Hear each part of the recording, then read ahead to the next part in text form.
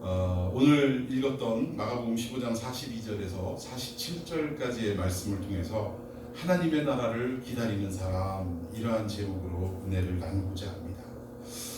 저는 무엇보다도 우리가 이 땅에 발붙이고 살아가지만, 또 이 땅에 시민권을 가지고 살아가지만, 그것보다 더 중요한 것이 하나님의 나라의 시민권을 가진 사람으로 그 하나님의 나라가 어소속히 우리에게 임하기를 소망하고 또 기다리는 삶을 사시기를 예수님의 이름으로 축원해 드리는 바입니다. 아멘. 이런 관점의 차이라는 말이 있습니다. 그러니까 똑같은 상황인데 어떻게 보면 이게 긍정적으로 보이고 어떻게 보면 부정적으로 보일 때가 있더라는 거예요. 근데 우리는 이 관점의 차이 때문에 사실은 마땅히 해야 될 일들을 하지 못하는 경우가 많이 있더라는 것입니다. 그러니까 관점의 차이가 어떤 건지 예를 들자면 이런 거예요.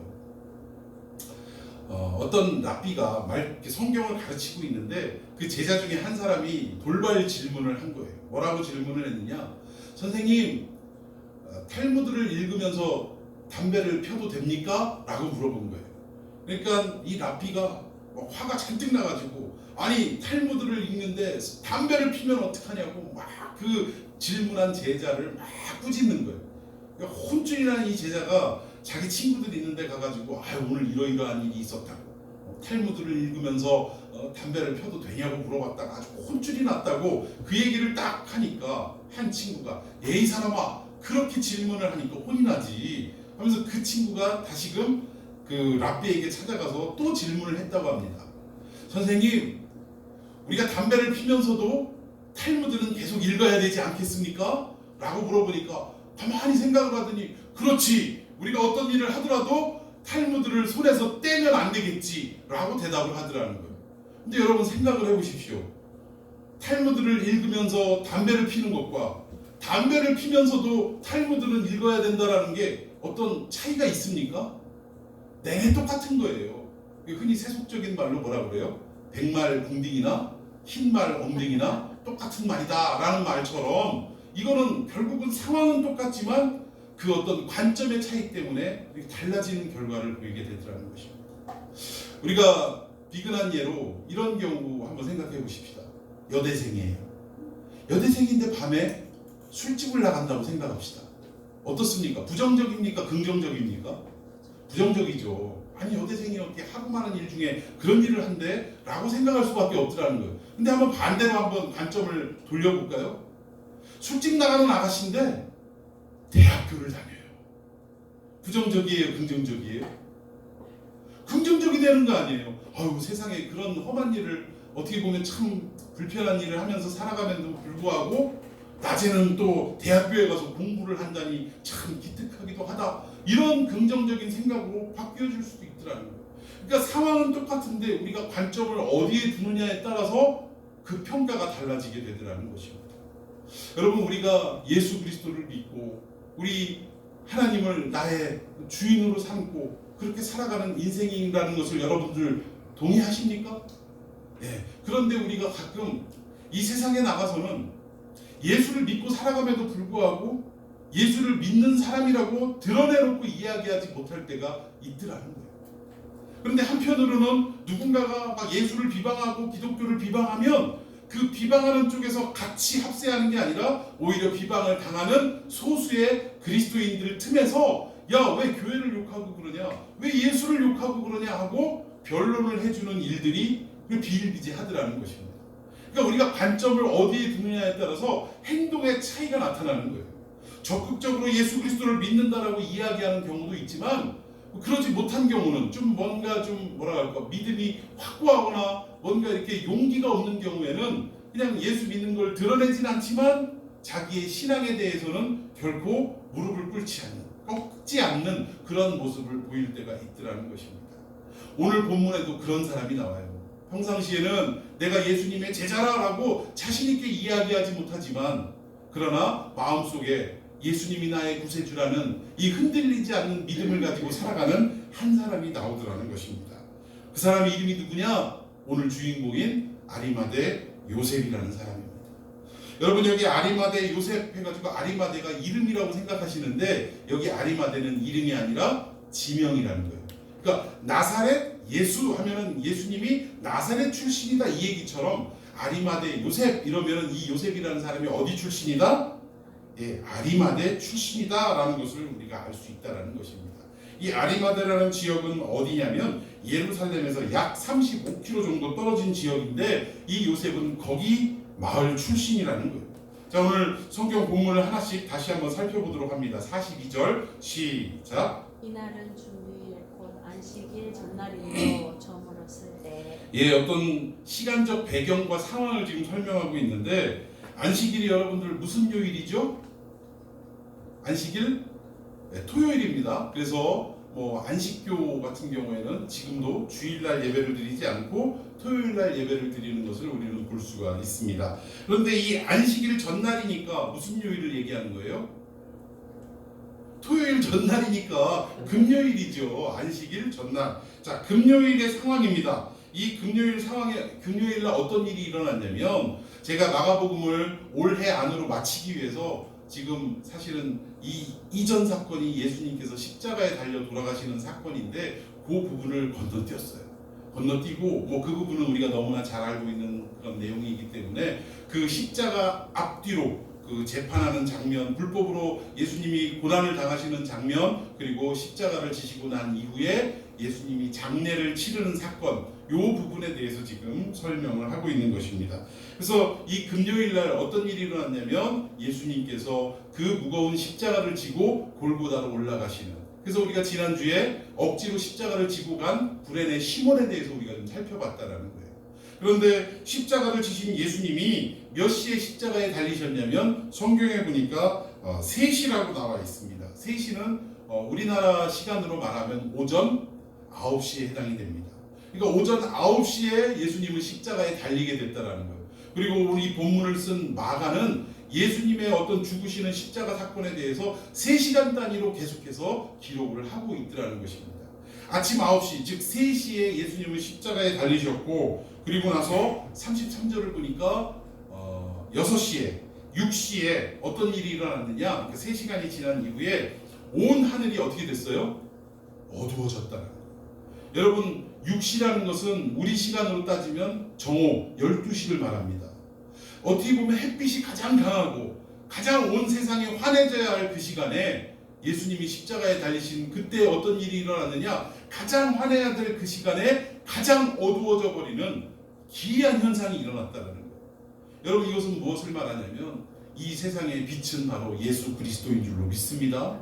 그 빛 대신 예수님이 십자가에 달리셨기 때문에 온 그 빛을 잃어버리는 거예요. 결국 예수님의 생명이 꺼져가면서 빛을 잃어서 결국 온 세계가, 온 세상이 어두운 가운데 처하는 이 모습을 마가는 기록하고 있더라는 것입니다.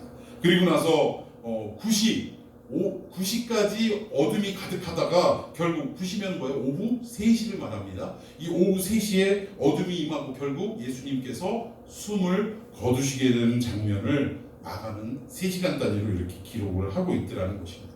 근데 여기 보니까 저물었을 때에 42절에 그렇게 나와 있어요. 안식일 전날 이야기하면서 저물었을 때라고 얘기하는데, 여기에 저물었을 때라고 말하는 것은 유대의 어떤 개념으로, 시간 개념으로 볼 때 오후 4시에서 6시 사이, 이때를 저물었을 때라고 설명합니다. 그러니까 결국 지금 오늘 본문의 아리마대 요셉의 사건이 이루어진 때는 언제냐면 예수님이 아침 9시에 십자가에 달리셔서 오후 3시에 숨을 거두시고 약 오후 4시에서 6시 사이에 발생한 일에 대해서 지금 마가는 기록하고 있더라는 것입니다. 자, 우리 43절도 한번 읽어봅니다. 시작. 아리마대 사람 요셉이 와서 당돌이 시체를 달라 하니 이 사람은 존경받는 공회원이요 하나님의 나라를 기다리는 자라. 여기 보니까 당돌하다라는 단어가 나옵니다. 요셉이 당돌이 빌라도에게 들어가 예수님의 시체를 달라고 요구했다라는 거예요. 근데 여기 당돌이라는 이 번역은 사실은 좀 맞지 않는 번역입니다. 조금 어감이 다른 거예요. 원래 이 당돌이라고 이렇게 번역한 이 내용은 용감하게 용기를 내서 이렇게 번역하는 것이 훨씬 더 그 원어적 의미와 가깝다라는 것입니다. 즉 아리마대 사람 요셉이 용기를 내서 빌라도에게 들어가서 예수님의 시체를 달라고 요구했다라고 그렇게 번역하는 것이 더 맞는 번역이라는 것입니다. 그런데 이 아리마대 요셉이 예수님의 시체를 달라고 하는 이 장면이 이 사복음서 전체에 다 기록이 되어 있다라는 거예요. 그러니까 어떤 경우에는 뭐 마태, 마가, 누가에는 기록이 되어 있는데 요한복음에는 기록이 없고 뭐 이런 일들이 숱합니다. 그런데 전체적으로 이 사복음서 전체적으로 기록이 공히 기록이 되어 있는 그런 내용들이 있어요. 이것은 뭐냐면 그만큼 이 사건이 우리에게 주는 메시지가 중요하기 때문에 이 사복음서에 다 기록이 되어 있다라고 설명을 해도 과언은 아니라는 것입니다. 그런데 이 사람이 어떤 사람이었냐? 용기를 내서 빌라도에게 예수님의 시체를 달라고 요구했던 이 사람은 어떤 사람이었냐? 43절에 보니까 이 사람은 존경받는 누구였다고요? 공회원이었다라는 거예요. 오늘날로 따지면 국회의원과 비슷한 겁니다. 그러니까 이거 아주 사람들의 어떤 그 존경을 받는 위치에 있는 사람이고, 또 그때의 분위기는 나사렛에서 나온 어떤 한 젊은이가 이 종교적으로 아주 시끄럽게 파장을 일으키고 어떻게든 그 젊은이를 없애버리려고 하는 그런 상황이었다라는 거예요. 그러니까 유대인들이 다 싫어하고, 특히나 종교 지도자들이 이 예수에 대해서 싫어하고 있는 그때에 이 아리마대 사람 요셉은 자기의 위치가 공회원이기 때문에 당당하게 예수님을 변론하거나 내가 예수님의 제자라고 밝히 드러낼 수가 없는 그런 상황이었다는 것입니다. 그러나 분명한 것은 이 사람은 어떤 사람이었냐? 하나님의 나라를 어떻게 하는 사람? 기다리는 사람이었다. 이 땅에 발붙이고 살지만, 그러나 하루하루 어떤 나라를 소망하고 살았냐? 하나님의 나라가 임하기를 소망하며 살았던 사람이 아리마대 요셉이었다라고 성경은 분명하게 밝히고 있다는 것입니다. 그러니까 결국 이 사람이 빌라도에게 용기를 내서 예수님의 시체를 달라, 내가 그 시체를 장사 지내야겠다라고 요구했다라는 것을 성경이 지금 말씀하고 있다는 거예요.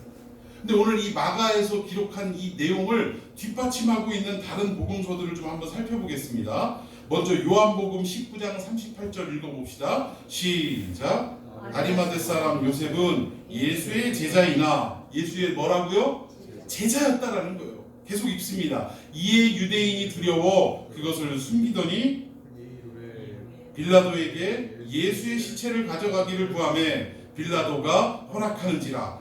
이에 가서 예수의 시체를 가져가니라. 왜 가져갔겠어요? 장사를 치르기 위해서 가져갔다라는 것입니다. 여기에 보니까 이 아리마대 요셉을 예수님의 제자라고 분명하게 밝히고 있어요. 이 사람은 공회원이고 또 하나님의 나라를 기다리는 사람이다 라고 마가는 그 정도로 설명을 했지만, 이 요한은 뭐라고까지 이야기했냐면 분명하고도 확실하게 그는 예수의 뭐였더라? 제자였더라 라고 분명하게 밝히고 있다는 것입니다. 그리고 이 사실이 유대인들에게 밝혀질까봐 두려워하는 사람이었다라는 거예요. 내가 예수님의 제자는 제자인데 이 사실이 밝혀지면 내가 잃을 것이 너무나 많더라는 거예요. 이 공회원 자리도 잃을 수도 있고, 사람들의 비방을 받고 손가락질을 받고, 결국은 이 내가 지금 살아가고 있는 이 공동체 안에서 쫓겨날 수도 있겠다라는 이러한 어떤 마음 때문에 두려움에 떨고 있었다라는 것입니다. 그래서 자기의 신분을, 제자라는 신분을 노출하지 못했다라는 거예요. 참 또 한 군데 보십시다. 누가복음 23장 50절 이하입니다. 제가 먼저 50절을 읽습니다. 공회의원으로 선하고 의로운 요셉이라는 사람이 있으니 그들의 결의와 행사에 찬성하지 아니한 자라. 그는 유대인의 동네 아리마대 사람이요 하나님의 나라를 기다리는 자라. 예, 여기에도 보니까 요셉의 행적을 밝히고 있는데, 당시에 누군가를 사형을 시키려면 이 공회원들이 어떻게 되냐, 만장일치로 합의를 봐야 되는 거예요. 종교적인 어떤 문제 가지고 누군가를 사형시킬 때는 이 공회원 전체가 다 이게 뭐 오케이를 해야 된다라는 것입니다. 동의를 해야 된다라는 거예요. 근데 그때 이 아리마대 사람은 뭐 하는 사람이었냐면 예수를 죽이자라고 회의를 할 때 거기에 대해서 반대를 했던 사람이다라고 분명하게 누가는 기록을 하고 있더라는 것입니다. 그러니까 참 이 사람이 좀 애매한 사람인 건 확실해요. 믿기는 믿는데, 제자이긴 제자인데 이것을 드러내놓고 말하지는 못하고 그냥 숨어서, 그러나 그 마음속에 예수님을 향한 그 마음은 전혀 흔들리지 않는 이런 사람들이라는 것이, 이런 사람이었다라는 것입니다. 한번 지금 이 시점에서 한번 여러분들에게도 되묻고 싶어요. 여러분들은 예수님을 나의 구주로 믿는 신앙 고백을 하신 분입니까? 그리고 그 신앙은 흔들리지 않습니까? 예. 그런데 어떠한 자리에 딱 처해 있을 때 그 흔들리지 않는 나의 이 신앙을 밝히 드러내는 편이십니까? 아니면 누가 묻지 않고 확인하지 않는 이상 말하지 않고 잠잠히 계시는 편입니까? 전자예요, 후자예요? 대부분 후자들이 많다. 굳이 나는 예수 믿는 사람이야 하고 막 밝히고 다니지 않고, 또 뭐 예를 들어서 직장에서도 식사할 때 저는 교회를 다니기 때문에 제가 한번 대표로 기도해도 되겠습니까? 뭐 이 회사를 위해서 축복도 하고 여러분들을 위해서 한번 축복도 하면 좋겠습니다 이러면서 기도를 그냥 막 거의 반강제적으로 막 그렇게 하지는 않는 경우가 너무나 많더라는 거예요. 그러나 우리의 마음속에는 분명히 예수님을 향한 믿음은 흔들리지 않는 경우가 많이 있더라는 것입니다. 자, 마태는 이 아리마대 요셉에 대해서 어떻게 설명하고 있는가 한번 살펴보십시다. 마태복음 27장 57절과 58절입니다. 제가 먼저 57절을 읽습니다. 저물었을 때에 아리마대의 부자 요셉이라 하는 사람이 왔으니 그도 예수의 제자라. 빌라도에게 가서 예수의 시체를 달라 하니 이에 빌라도가 내주라 명령하거늘. 아멘. 여기에도 아리마대 사람을 한 가지 더 묘사하고 있죠. 뭐였어요? 부자였어요. 돈이 많은 사람이었어요. 그러니까 어떤 그런 배경이 있으니까 공회원도 될 수 있었겠죠. 그러니까 이 사람은 그런 사람이었고, 분명한 것은 예수의 뭐였다? 제자였다라고 밝히고 있어요. 그런데 여기에서 이 변화가 일어납니다. 빌라도에 가서 예수의 시체를 달라라고 할 때 결국 어떤 모습이었냐? 오늘 본문에 나왔던 것처럼 용기를 내서 당당하게 요구하는 모습을 볼 수가 있더라는 거예요. 이전 모습을 볼 때는 뭔가 자기의 예수의 제자임을 밝히 드러내지 않았던 연약한 모습을 보이고 있고, 좀 애매한 어떤 뭐 여기도 아니고 저기도 아니고 중간지대에 서갖고 이러지도 저러지도 못하는 어떤 이런 모습 속에 살아왔던 이 아리마대 요셉인데, 어느 순간인가 빌라도에게 찾아가서 당당하게 예수님의 그 시신을 나에게 내어주시오, 내가 그 시신으로 장사를 지내야 되겠습니다 라고 요구할 수 있는 이 당돌함이, 이 용기가 과연 어디에서 생겼냐, 오늘 이것을 한번 생각해보자. 그동안 우리가 예수를 믿음에도 불구하고 식당에 가서 밥을 먹을 때 감히 고개를 숙여서 정확하게 기도의 자세를 취하고 감사의 기도를 드리지 못하고 그냥 대충 속으로 그냥 하나님 감사합니다, 아이고, 잘 먹겠습니다 이러고 밥을 먹었던 우리들의 모습이 어느 순간인가 사람들이 많이 있든 적게 있든 당당하게 그 자리에서 내가 그리스도인임을 밝히는 것처럼 고개를 숙이고 두 눈을 감고 감사의 기도를 드리고 식사를 하는 모습으로 바뀌어지는 계기가 어디에 있었느냐, 이것을 한번 좀 생각해 보자. 자, 이 내용을 보니까 결국 이 아리마대 사람 요셉이 그동안 자기의 입장을 제자라는 것을 밝히지 못하고 이랬던 사람이 당당하게 예수님의 시신을 요구할 수 있는 용기 있는 사람으로 바뀌었던 것은 그 어떤 사건이 이 사람을 바꿨느냐, 바로 예수 그리스도의 십자가 사건이 이렇게 바꾸어 놓은 줄 믿으시기 바랍니다. 오늘 아리마대 요셉은요, 생전에 예수님을 따라다니고 그분의 말씀을 사모하고 그분의 말씀을 가슴속에 새기고 살아왔던 사람이지만 아직은 십자가를 만나지 못했기 때문에 그는 애매한 어떤 상황, 어정쩡한 태도를 취하고 살았다는 거예요. 그런데 이 아리마대 요셉의 기록 바로 직전에 예수님의 십자가 사건이 기록이 되어 있는데, 이 십자가를 목격한 아리마대 사람은, 이 아리마대 사람 요셉은 드디어 자기의 생각이 바뀌고 자기의 어떤 믿음의 태도가 바뀌고 모든 것들이 다 변화되어지는 놀라운 은혜의 역사를 체험했다는 것입니다. 십자가 죽음 곁에 삶의 태도를 바뀌게 되는 놀라운 은혜를 입었다는 거예요.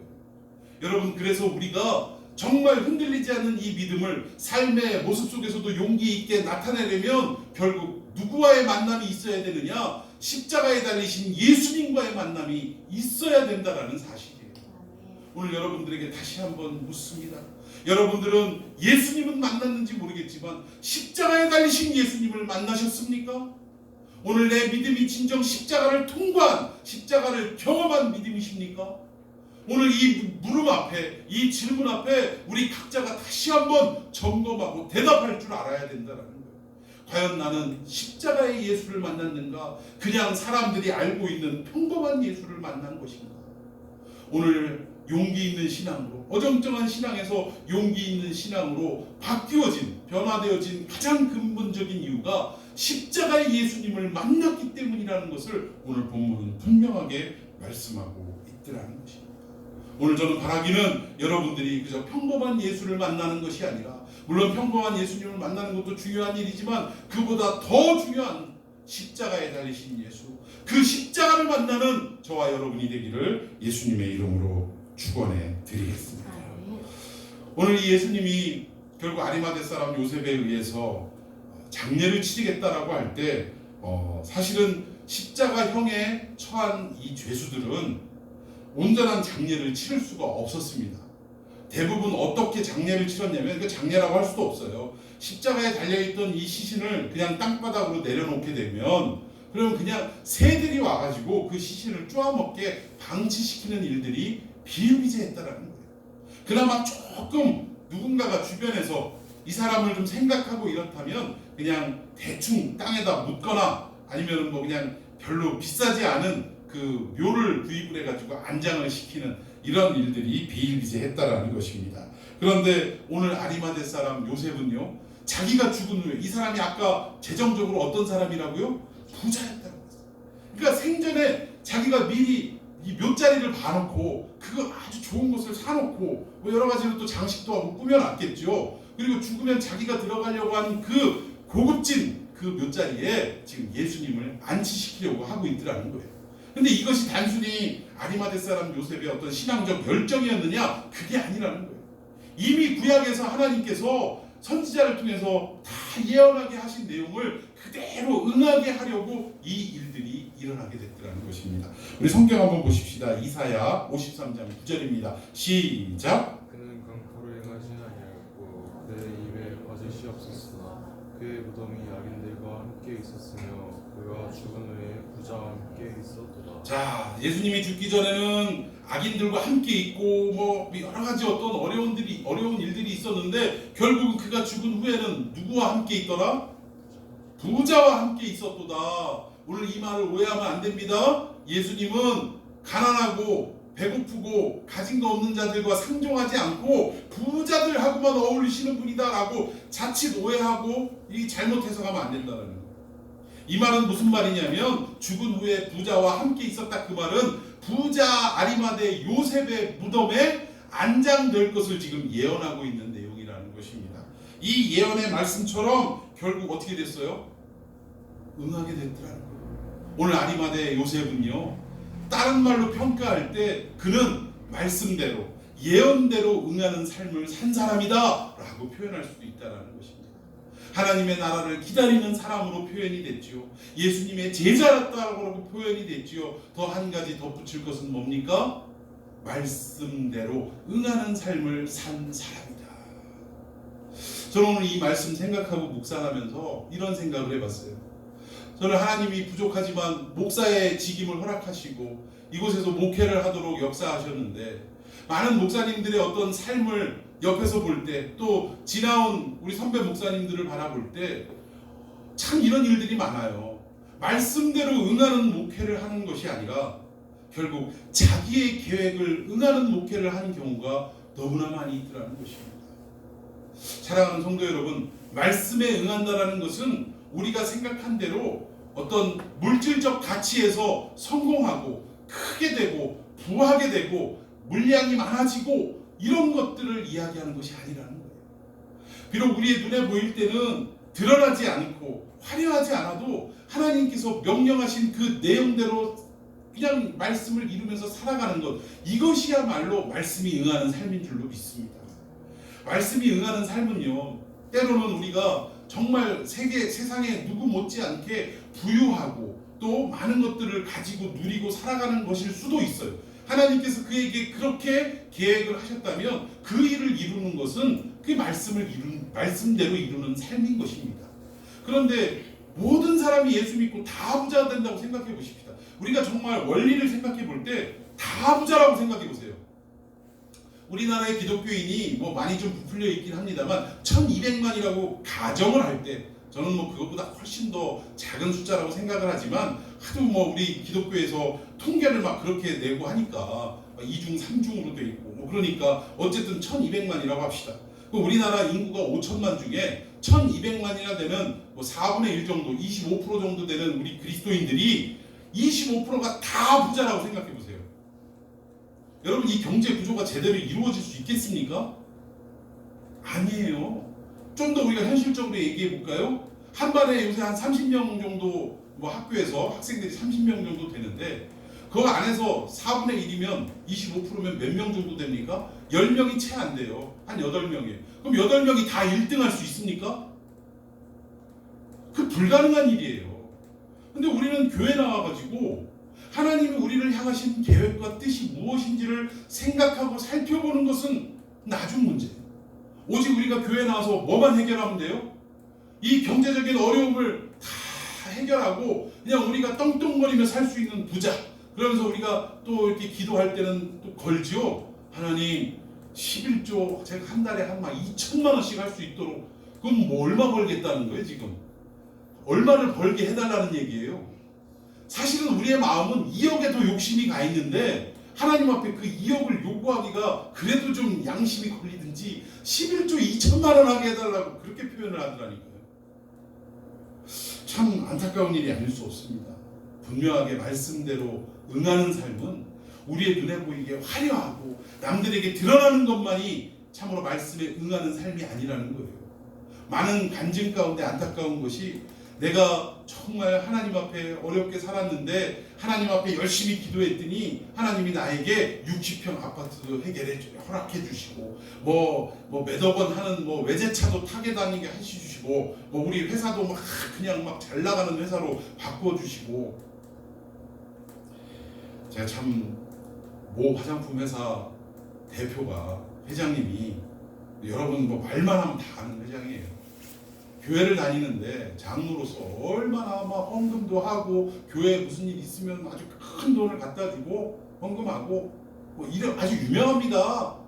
여기저기 초청받아가지고 간증을 하고 그 어려움 속에서도 하나님 앞에 헌금을 이렇게 부담스럽게 무리해서 했더니 하나님이 축복을 해주셨다.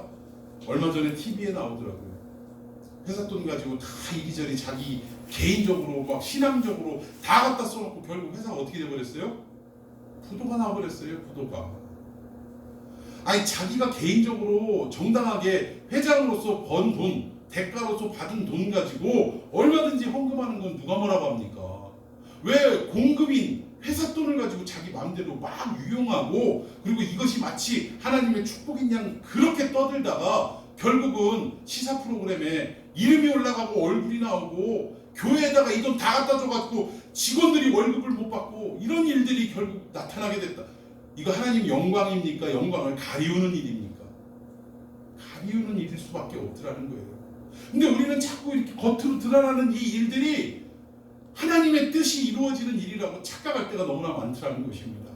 저는 비록 개척교회 목사라 이렇게 변명하듯이 하는 말로 들릴지 모르겠지만 기도하는 것이 주님 오늘 아리마대 요셉처럼 말씀대로 예언대로 이루어지는 목회의 삶을 살아갈 수 있게 해주십시오 라고 기도하게 되더라고요. 저는 여러분들이 물론 물질 축복도 많이 받으시기를 원합니다. 건강의 축복도 풍성하게 받기를 원합니다. 모든 것들이 잘 형통하게 풀리는 역사가 있기를 축원합니다. 그러나 중요한 것은 그 이전에 내가 많은 것을 누리게 되든 적은 것을 갖게 되든 상관없이 하나님이 나를 향하신 뜻이 무엇이든지 간에 아멘으로 감사함으로 받고 그 뜻을 이룰 수 있는 복된 인생이 되기를 축원하는 것입니다. 여러분 부자만 다 응답한 것이 아니고요. 오히려 과부가 두 렙돈을 드릴 수밖에 없는 어려운 형편이지만 그 두 렙돈을 드리는 헌금을 통해서 하나님의 말씀 속에 기록이 되는 말씀이 응하는 놀라운 결과를 가져왔던 것처럼 가난해도 하나님의 영광은 얼마든지 올려드릴 수 있다는 거예요. 여러분 동의하십니까? 가난하든 부유하든 저는 중요한 것이 여러분들을 향하신 하나님의 계획이 여러분의 삶을 통해 그대로 이루어지는 역사가 있기를 예수님의 이름으로 축원해 드리겠습니다. 이게 중요한 거예요. 여러분들도 그냥 돈 많이 안 벌어도 좋다고 하니까 또 괜히 뭔가 마음이 불편하고 섭섭해지세요? 근데 중요한 것은 그것입니다. 나를 통해 하나님의 계획이 이루어지는 것. 오늘 본문에 이 아리마대 요셉 말고도 한 사람이 또 감추어져 있습니다. 마가복음에는 감추어 있지만 다른 복음서에는 분명하게 나타나는 한 사람이 있어요. 자, 요한복음 19장 38절입니다. 제가 먼저 38절 읽습니다. 아리마대 사람 요셉은 예수의 제자이나 이에 유대인이 두려워 그것을 숨기더니 2일 후에 빌라도에게 예수의 시체를 가져가기를 구하매 빌라도가 허락하는지라 이에 가서 예수의 시체를 가져가니라. 39절. 예수께 밤에 찾아왔던 니고데모도 모략과 침향 섞은 것을 100리터쯤 가지고 온지라. 아멘. 여기 보니까 요셉과 함께 누가 나타나요? 니고데모라는 사람이 나타납니다. 여러분, 니고데모 기억나십니까? 어떤 사람인지 기억나세요? 요한복음 3장에 예수님이 이제 한참 막 주목받기 시작할 때 이 사람도 역시 공회원이었어요. 국회의원이었어요. 그런데 낮에 오면은 사람들의 시선이 두려워서 아이고 저거 국회의원이 저거 공회원이 저거 예수님한테 그러니까 찾아가갖고 상담을 받네 뭐 이런 이야기들이 두려워가지고 밤에 몰래 예수님을 찾아가서 자기가 궁금해했던 신앙적인 상담을 합니다. 근데 엄밀히 따지고 보면 사실 상담도 아니에요. 자기가 너무 잘 나가는 사람이니까 예수님하고 그 당시에 인기가 있다는 예수님하고 한번 붙어보고 싶었던 거예요. 그러면서 예수님을 먼저 칭찬하고 그리고 나서 묻는 말이 영생에 대해서 궁금한 부분들을 물어보고 시작할 때 예수님이 야 너는 거듭나야 되겠다. 어떻게 거듭나죠? 야 어머니 뱃속에 다시 들어갔다 나올 수도 없고 어떻게 거듭납니까? 그러니까 예수님 하시는 말씀이 너는 유대의 관원으로서 그것도 알지 못하느냐. 그러면서 아주 어떻게 보면 꾸중을 듣는 이러한 일들이 요한복음 3장에서 기록이 되어 있습니다. 그리고 그 이후에 니고데모의 이야기가 나옵니까? 안 나옵니까? 안 나와요. 이 사람이 어떻게 살았는지 성경에는 안 나옵니다. 그런데 이 후반부에 들어가니까 예수님이 죽으시고 난 이후에 아리마대 요셉과 함께 예수님을 장사 지내기 위해서 장례를 치르기 위해서 다시금 나타나게 됐다는 거예요.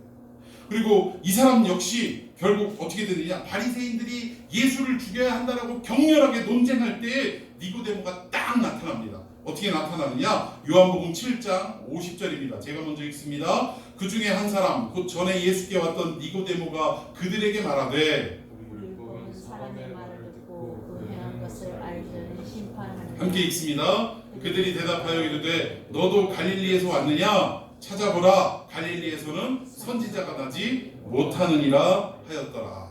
이 내용의 뉘앙스를 볼 때 예수님은 가짜다, 저 사람은 신성 모독하는 사람이다 라고 바리새인들이 몰아세울 때 결국 니고데모가 뭐라고 얘기를 했냐면, 아니 그 사람이 진짜인지 가짜인지 판단하기도 전에 먼저 재판을 해버리는 경우가 어딨냐, 말이 안 된다, 이거는 율법으로 할 수 있는 일이 아니다 라고 반대를 딱 하는 순간 이 바리새인들이 뭐라고 얘기하냐면, 야 너도 저 갈릴리 사람 제자냐? 갈릴리에서는 뭐하는 것이 날 수 없다? 즉 메시아라는 존재가 갈릴리라는 저 촌구석에서는 나올 수가 없다라고 사람들이 반대하고 나섰더라는 거예요. 그때 예수님을 죽이려고 할 때 과감하게 그래서는 안 된다, 이거는 재판이 아니다, 불법이다 라고 반대하고 나선 사람이 니고데모였다라는 것입니다.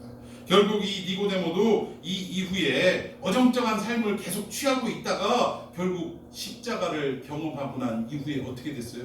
예수님의 시체를 가져온 아리마대 요셉과 함께 장사를 치르는 이런 흔들리지 않는 용기 있는 신앙으로 바뀌어지고 말았다는 것입니다.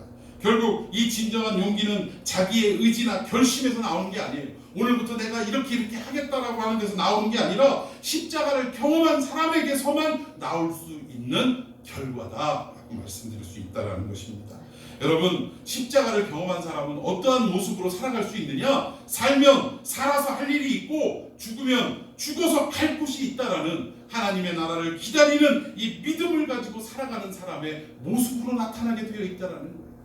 많은 사람들이 제가 아는 이야기로 들은 장로님인데 지금 대전에 큰 교회를 설립하는데 큰 중추적인 역할을 했던 장로님이세요. 유명하신 분이에요. 그런데 이분이 돌아가실 때의 그 내용을 제가 들었을 때 너무 가슴이 아프더라고요. 마지막 그 병원에서 임종을 하는 그 순간에도 목사님이 찾아가시고 이렇게 해서 예배드리고 하는데 이분이 하는 말이 그거예요. 내가 지금까지 교회에다 한 게 얼만데 내가 왜 이렇게 죽어야 되냐고. 그러면서 결국은 예배드리는데 이불을 뒤집어 쓰고 돌아가셨는데 결국 이불을 제껴보니까 막 발악을 하고 돌아가신, 눈도 못 감고 이러고 결국 인생을 마무리했다. 이건 십자가를 경험하지 못한 사람의 모습입니다.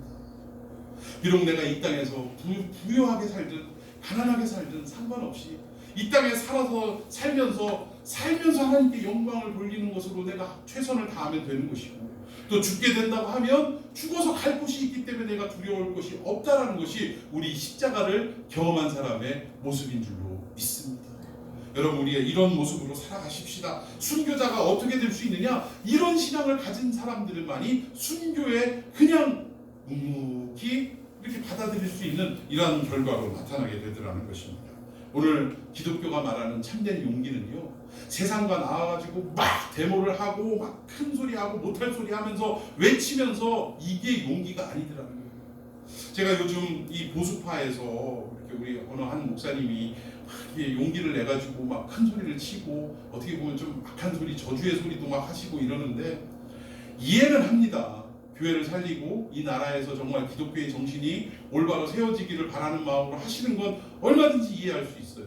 그러나 기독교의 참된 용기는요, 그렇게 세상을 향해서 맞대응하고 손가락질하고 어떻게 보면 여기서 조금만 더하면 지금 말싸움으로 번지지만 형편이 되고 상황이 되면 결국 우리에게 주어질 수 있다면 창칼도 손에 쥘 수 있는 그런 상황 아니겠습니까? 보이지 않는 전쟁이 지금 벌어지는 거예요.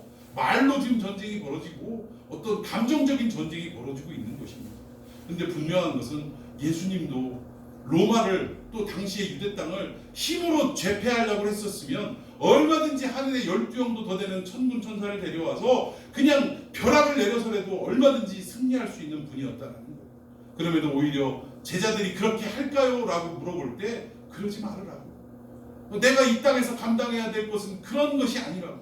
그리스도의 사랑, 하나님의 사랑이 무엇인지를 몸소 보여주셨고, 우리의 씻을 수 없는 죄악을 당신이 몸소 다 짊어지고 그리고 십자가에 달려 돌아가셨다는 이 사실을 통해서 우리도 참된 그리스도인, 참된 십자가의 어떤 역사를 통해 용기를 얻어서 정말 예수님이 보여주셨던 이 삶을 우리도 이 인생에서 살아내야 할 줄로 믿으시기를 바랍니다.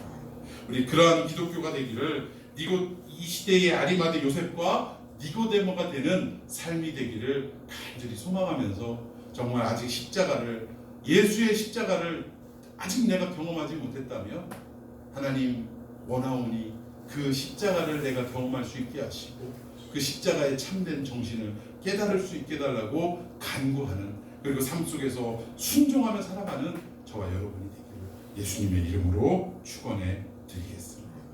우리 오늘 말씀 붙들고 좀 같이 기도했으면 좋겠습니다.